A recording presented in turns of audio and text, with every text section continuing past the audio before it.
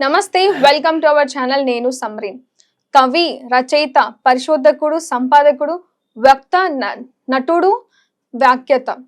ఈరోజు మనతో ప్రముఖ పల్లేర రామ్మోహన్ రావు గారు ఉన్నారు. వారితో భాగవతం గురించి ముఖ్యాంశాలు తెలుసుకుందాం, వారితో మాట్లాడదాం. నమస్తే సార్. నమస్తే అండి. జల కాలుష్యం గురించి కూడా భాగవతంలో ఏమైనా చెప్పారా గురువు? నీటి గురించి మనకు భాగవతంలో చాలా సందర్భాల్లో వస్తుంది. అసలు నీరు ఎట్లా ఉండాలి, ఎందుకంటే పంచభూతాల్లో నీరు ఒకటి మనకు తెలుసు. పృథ్వీ ఆపస్తేజో వాయురాకాశాత్ అంటాం, నీరు ఒకటి. అయితే ఈ భూతాలను మనం కాపాడుకుంటే అవి మనల్ని కాపాడుతాయి. ఇది భాగవతంలో ఇంకో చోట కూడా చెప్తాడు ఈ మాట. భూతాలకు నువ్వు నష్టం చేస్తే ఆ భూతాలే నీకు నష్టం చేస్తాయి అంటాడు. కనుక వీటిని కాపాడుకోవాలి. ఇప్పుడు మనం జలం గురించి మాట్లాడుతున్నాం. నీరు ఎట్లా ఉండాలనే విషయంలో భాగవతంలో అనేక సందర్భాలు వస్తాయి. కృష్ణుడు గోపబాలతో కలిసి ఆవులను మేపడానికి బృందావన ప్రాంతంలో తిరిగినప్పుడు ఒక మాట అంటాడు. ఎటువంటి నీరు అంటే నీరు తీయగా ఉండాలి, నీరు స్వచ్ఛంగా ఉండాలి, నీరు చల్లగా ఉండాలి అంటాడు. ఈ మాటలు అక్కడ వస్తాయి భాగవతంలో. అంటే నీరు ఎట్లా ఉండాలనో చెప్తున్నాడు అన్నట్టు.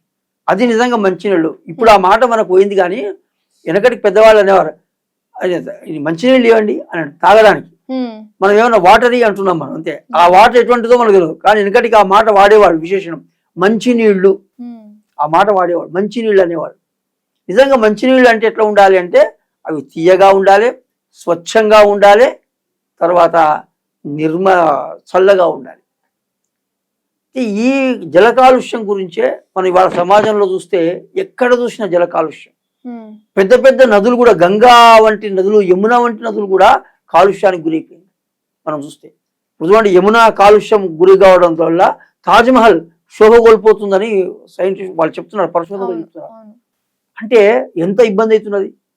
వాళ్ళు తాజ్మహల్ లాంటి కట్టడమే దాని గాలికి పాడవుతున్నదంటే ఆ నీళ్లు తాగుతే పరిస్థితి ఏమిటి ప్రజలకు? కనుక ఇవాళ నదులు కానీ, తర్వాత వాగులు కానీ, అంతెందుకు కుంటలు కూడా, చెరువులు కుంటలు కూడా కలుషితం అయిపోతున్నాయి. ఎందుకు అవుతున్నాయి అంటే మనిషి యొక్క తప్పిదం వల్ల, మనిషి యొక్క స్వార్థం వల్ల మన వ్యర్థాలని దాంట్లో కలిపేస్తున్నాం. మనం చెత్త చెదారంతో పడేస్తున్నాం. పుష్కరాలు అక్కడ నదులలో పోతే ఏం చేస్తున్నాం, ప్లాస్టిక్ మొత్తం దాంట్లో పడేస్తున్నాం, శాంపుల్ పెట్టుకుని దాంట్లో వేసేస్తున్నాం మనం. కనుక సబ్బులు పట్టుకుని దడవ స్నానం చేసేస్తున్నాం. అంటే ఈ విధంగా రసాయన పదార్థాలు వదిలిపెట్టేస్తున్నాం మనం. చెరువులకు, కుంటలకు, నదులకు, వాగులకు అంతా నీళ్లు పాడైపోతాయి. పాడైతే ఏమిటి నష్టం అంటే, నీళ్లు పాడైతే వ్యక్తుల ఆరోగ్యాలు పాడైతాయి. వ్యక్తులే కాదు, పశువులు, పక్షులు, మొత్తం ప్రాణికోటికంతా నష్టం దాని నుంచి. ఎందుకంటే నీరే ప్రాణాధారం కదా, మనం బతకడానికి కావాల్సింది నీరే. ఆ నీరే కలుషితం అయితే ఈ పరిస్థితి. ఇప్పుడు మనం చూస్తున్నామండి, ఈ డ్రింకింగ్ వాటర్ ఇప్పుడు బాటిల్స్ లో వచ్చేది మినరల్ వాటర్, సా వాటర్స్ అని. ఎంత దురదృష్టం అంటే అటువంటి నీళ్ల కొరకు మనం ఇప్పుడు వెంపర్లాడాల్సిన పరిస్థితి వచ్చేసి. కనుక జల కాలుష్యాన్ని దూరం చేయాలనేటువంటిది భాగవతం చాలా స్పష్టంగా చెప్పింది. ఎక్కడ అంటే కాళీయమర్దనం విషయంలో, కాళింది మడుగుంది యమున, అక్కడ కాళీయుడు అనేటువంటి ఒక సర్పం దాంట్లో పోయి కూర్చుంది. దాని యొక్క విషం వల్ల మొత్తం యమున అంతా కూడా కలుషితం అయిపోయింది. యమునంతా జలాలంతా విషపూరితం అయిపోయినాయి. అయిపోయి పశువులు వచ్చి తాగితే అవి చచ్చిపోతున్నాయి. పక్షులు వస్తే కొద్దిగా పైన ఎగురుతున్న పక్షులు కూడా విషపు గాలికి పడి చచ్చిపోతున్నాయి. ఇక ప్రజలు సరేస్తారు. ఇదంతా గమనించినాడు కృష్ణుడు.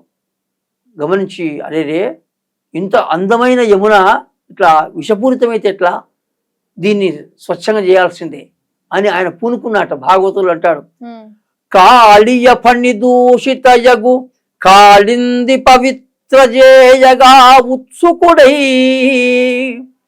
కాళింది జలవర్ణుడు కాళియు వెడలగా నడిచే, కాళియు వెడలంగా నడిచే గౌరవ ముఖ్య. ఈ కాళిందిని శుభ్రం చేయాలి, పవిత్రం చేయాలి అనుకున్నాట. అని వెళ్ళి ఏం చేసినాడు, ఆయన దాంట్లో దూకినాడు.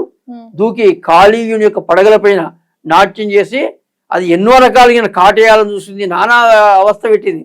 కానీ కృష్ణుడు దాన్ని మర్దించినాడు. చివరికి దాని నోట్లో నుంచి, పడగల నుంచి రక్తం రావడం మొదలుపెట్టేది. అప్పుడు ఆ కాళీయుని యొక్క భార్యలు వచ్చి కృష్ణుని ప్రార్థించినాయి, మా ఇట్లా అయ్యా మమ్మల్ని ఇబ్బంది పెట్టకు, ప్రతిభిక్ష పెట్టు అని అడుక్కుంటే అప్పుడు కృష్ణుడు ఒక మాట అన్నాడు, మీ వల్ల ఖాళీ యమునా నదంతా కూడా విషపూరితం అయిపోతుంది, కనుక మీరు ఇక్కడ ఉండకండి అని చెబుతూ ఒక మాట అన్నాడు. గోవర్గముతో మనుజులు త్రావుదురి మడుగు నీరు తగదు ఇందుండన్, నీవును నీ బాంధవులును నీవని తలుసుతులు జనుడు నేడు అంబుధికిన్. ఏమయ్యా ఈ యమునలో ఎందుకుంటున్నావు? నీ వల్ల యమునంత కలుషితమైంది. పోనీ యమున ఉట్టే ప్రవహించినదే కాదు కదా. గోవర్గముతో మనుజులు త్రావుదురు ఈ మడుగు నీరు, ఈ మడుగులో ఉండేటువంటి నీళ్లు ఆవులు తాగుతాయి, పశువులు తాగుతాయి, మనుషులు తాగుతారు. మరి ఇంత విషపూరితమైతే చచ్చిపోతారు కదా. కనుక ఎట్లా? ఇది వద్దు, కనుక నువ్వు ఇక్కడ ఉండడానికి వీలేదు, నువ్వు వెళ్ళిపో. కేవలం నువ్వే కాదు, నీవును నీ బాంధవులును నీవనితలు సుతులు చనుడు. నువ్వు వెళ్ళాలి, నీ బంధువులు ఎవరు కూడా ఇక్కడ, నీ భార్యలు, నీ సంతానం అందరు వెళ్ళిపోవాలి ఇక్కడి నుంచి. ఎందుకంటే ఎవరున్నా మళ్ళీ విషమే. కనుక ఈ విషయం వల్ల ఇంత హాని జరుగుతుంది, కనుక మీరు ఇక్కడి నుంచి మీరు వెళ్ళిపోండి, సముద్రానికి వెళ్ళిపోయి, మీరు ఇక్కడ ఉండకండి అని చాలా స్పష్టంగా కృష్ణుడు ఆదేశించాడు. ఆదేశించేసరికల్లా అక్కడి నుంచి కాళీయుడు వెళ్ళిపోయినాడు. అంటే ఈ ఘట్టం వల్ల మనకు తెలిసేది ఏమిటి అంటే, కృష్ణుని ముఖంగా భాగవతం మనకి ఇస్తున్న సందేశం ఏమిటంటే, జల కాలుష్యం నివారించడం అనేది ఎవరో ప్రభుత్వం బాధ్యతనో ఒక రాజు బాధ్యతనో కాదు, ప్రజల బాధ్యత. కలుషితం ఎవరు చేస్తున్నాం? మనమే, ప్రతి ఒక్కరం. కనుక ఒక చిన్న పదార్థం తీసి అక్కడ పడేసి వెళ్ళిపోతాం, ఓ చాక్లెట్ తింటే కవర్ చేసి అక్కడ పడేసిపోతాం, ఒక అరటిపండు తింటే తొక్క తీసి అక్కడ పడేస్తాం. ఎంత మనకంటే బాధ్యతారహితంగా. నిజంగా తొక్క దొక్కితే ఎవరైనా పడిపోతాడా? మనకు లేదు. అక్కడ ఏదో నీళ్లు కనిపిస్తుంది, అక్కడ పడేసి వెళ్ళిపోతాం.